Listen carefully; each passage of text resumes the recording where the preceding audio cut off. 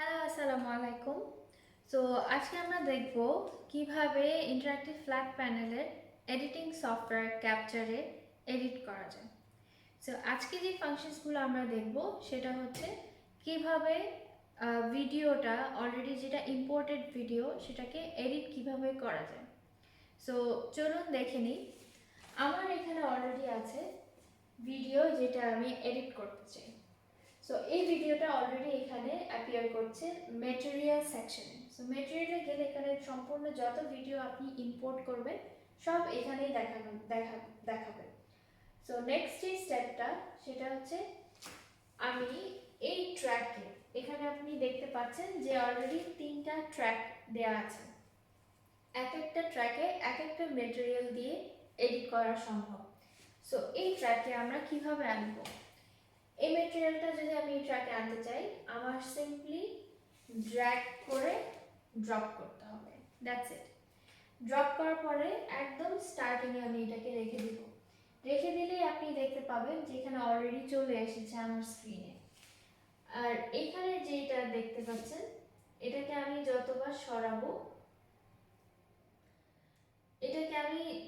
সরাবো ঠিক ওখান থেকেই ভিডিওগুলো দেখা যাবে। এই দেখেন, এই ভিডিওটা সম্পূর্ণভাবে দেখাচ্ছে। সো আমি এটা ফার্স্টের দিকেই রেখে দেব। নেক্সট যেটা আমরা দেখব সেটা হচ্ছে গিয়ে কিভাবে এই অপশনসগুলো ইউজ করা যায়। সো বেসিক্যালি এই অপশনসগুলো আপনি শুধুমাত্র ট্র্যাকে যেই ফাইলটা আছে সেটাই আপনি এডিট করতে পারবেন। সো ভলিউম যদি আমি রাখতে না চাই এই ভিডিও, তাহলে ভলিউমটা আমি মিউট করে দিতে পারি।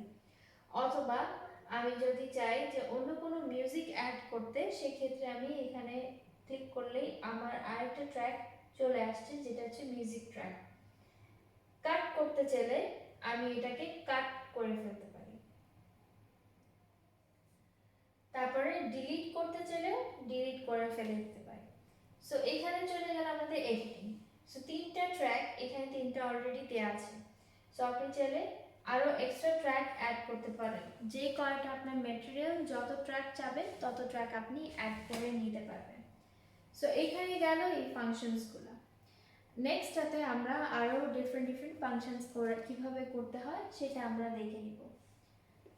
সো আপাতত এতটুকুই থাকলো। আল্লাহ।